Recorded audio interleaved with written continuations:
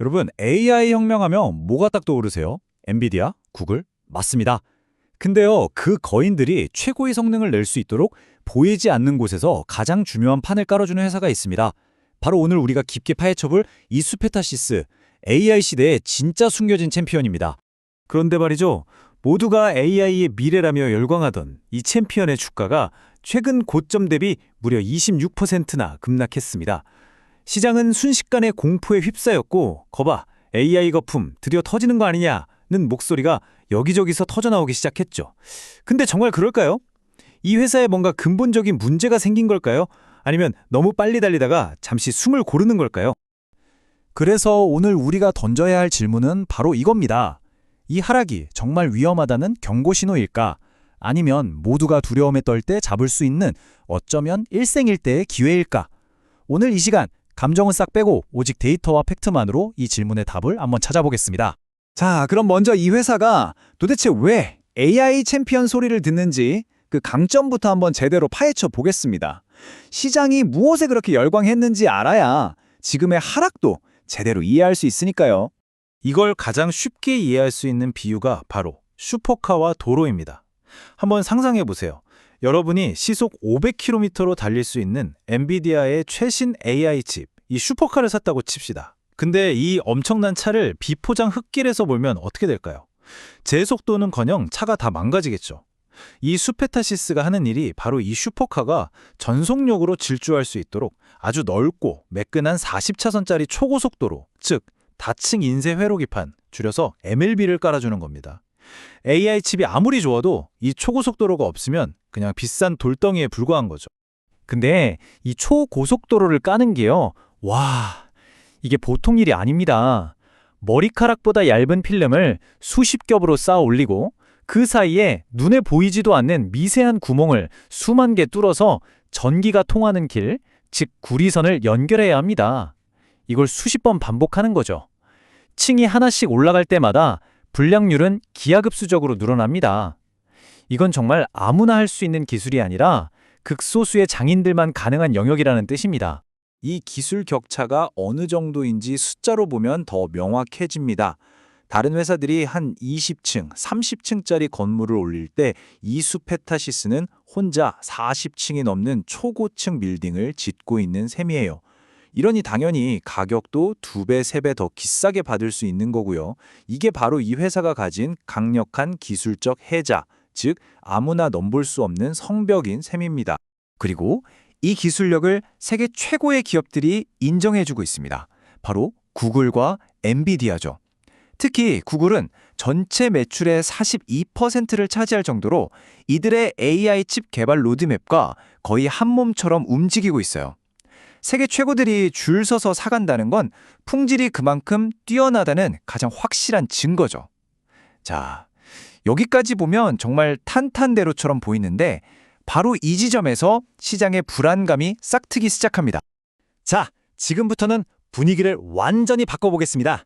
이 완벽해 보이는 갑옷 아래 아주 미세하지만 치명적일 수 있는 4개의 균열이 보이기 시작했습니다. 지금부터가 진짜입니다. 시장의 공포는 바로 이 4가지 리스크에서 시작됐습니다. 첫째, 사업 모델의 한계. 둘째, 핵심 소재를 남에게 의존하는 문제. 셋째, 한국이라는 지역의 비용 문제. 그리고 마지막, 어쩌면 가장 근본적인 위협이죠. 바로 자신들의 기술 자체를 한순간에 구시대의 유물로 만들어버릴 수 있는 파괴적인 신기술의 등장입니다. 자, 하나씩 제대로 파헤쳐 보겠습니다.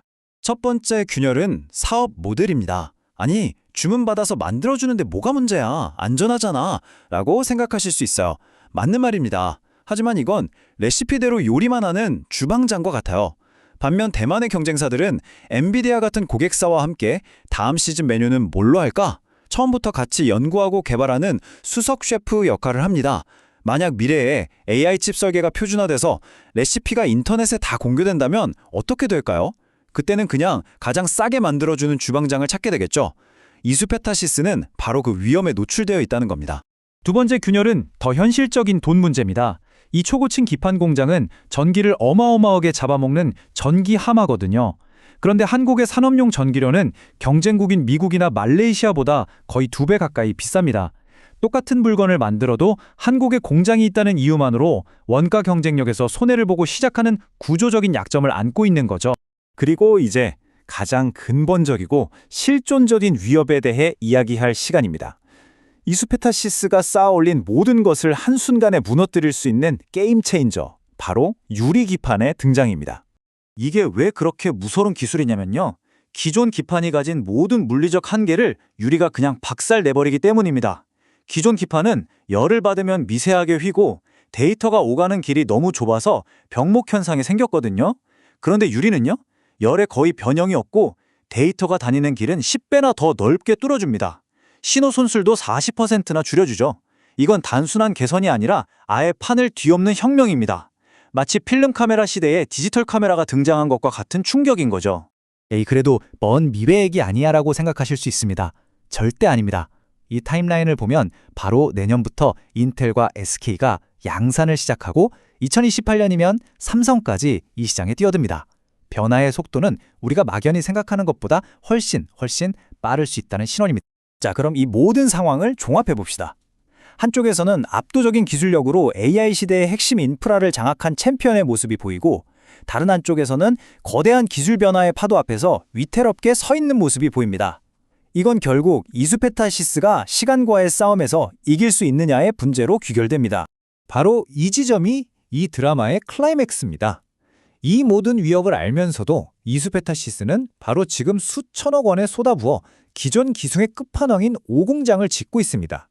이 결정은 유리기판이 상용화되기 전까지 몇 년간의 수요는 우리가 다 먹겠다는 천재적인 베팅일 수도 있습니다. 하지만 만약 유리혁명이 예상보다 1, 2년이라도 빨리 온다면 저 거대한 최신 공장은 순식간에 아무도 쓰지 않는 좌초자산, 즉 거대한 고철덩어리가 될 수도 있는 정말 위험천만한 도박인 셈이죠. 그럼 우리는 앞으로 뭘 봐야 할까요? 예측은 신의 영역이지만 대응은 우리의 영역입니다. 그래서 우리는 예측을 하려 하기보다 이 네 가지 신호를 계속 추적하면서 대응해야 합니다. 구글 외에 새로운 고객, 즉 마이크로소프트나 메타의 비중이 커지는지, 단기적으로 새 드릴 공장이 수익성을 정말 개선하는지, 그리고 가장 중요한 것, 이수페타시스가 유리기판이라는 미래에 대한 준비를 시작했다는 뉴스가 나오는지, 마지막으로 거시경제 상황이 빅테크의 투자를 위축시키지는 않는지, 이 네 가지가 이 회사의 운명을 결정할 겁니다. 오늘의 결론입니다. 이수페타시스는 지금 거대한 기회와 실존적 위협이라는 두 갈래 길 한가운데 서 있습니다. 과연 이들은 다가올 변화의 파도를 타고 AI 제국을 완성할까요? 아니면 자신들의 시대를 끝낼 거대한 혜성이 다가오는 것을 그저 지켜만 보고 있는 마지막 공룡이 될까요? 판단은 여러분의 몫입니다.